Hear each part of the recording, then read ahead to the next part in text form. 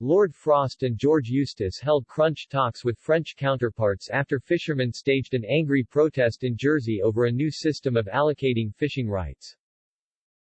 A flotilla of French boats sailed over and threatened to blockade the British Crown Dependency's picturesque main port of St. Helier on Thursday.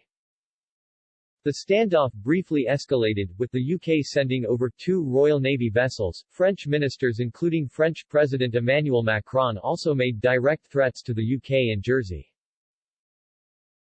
One threat made by French Minister of the Sea Annick Gardin included cutting off Jersey's electricity supply, while Mr. Macron said maximum pressure should be applied to the UK in relation to implementing the trade and cooperation argument with the EU.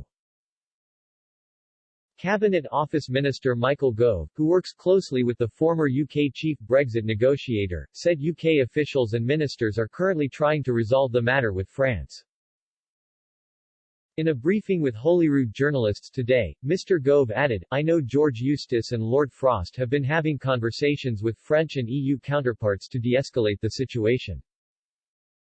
The talks held with French government and EU Commission officials, the Express understands, were aimed to find a practical, and peaceful, solution to the diplomatic row." Whitehall sources told Express.co.uk the situation on post-Brexit fishing rights with France were tense, stressing their approach to the UK had been hostile. One source added to this publication, "France just wants to make direct threats with us, talks with them are not constructive. If they continue this approach, we will respectfully tell them to back off as we want a calm diplomatic solution to this issue."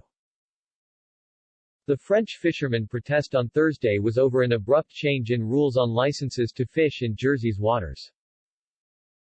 Until the post-Brexit deal, the rules for French boats had been fixed under an agreement called the Granville Bay Treaty signed in 2000 between Jersey and France. The post-Brexit agreement signed in late December by London and Brussels allows French fishermen to ply a zone of the British offshore waters, which are rich in fish and less stormy, as long as they could prove they had done this in the recent past.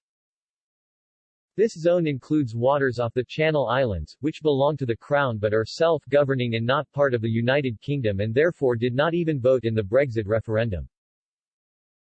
Following the row, island fishermen today warned they could go out of business because of the sheer size of the French fleet, consisting of more than 300 vessels compared to Jersey's 75. Loic Farnham, a 30-year-old fisherman in the British Crown Dependency, said, "If it goes on like this, there won't be any more fishing around here." 69-year-old Richard Lebrun, who has been a fisherman for 40 years, added, "If we'd have gone across to a port in France, I hate to think what would have happened to our boats." Let's be honest, the French are rather well known for kicking off and firing petrol bombs. Mr. Lebrun blamed the row on Jersey's weak politicians and added, "We are supposed to have the right to say who does and who doesn't fish in our waters." Jersey government officials said the Brexit Accord stipulates licenses take into account how much time a vessel spent in Jersey's waters before Brexit. They said they had raised the point with Brussels whilst Lord Frost said under the terms of the trade deal, Jersey can regulate fishing in its waters.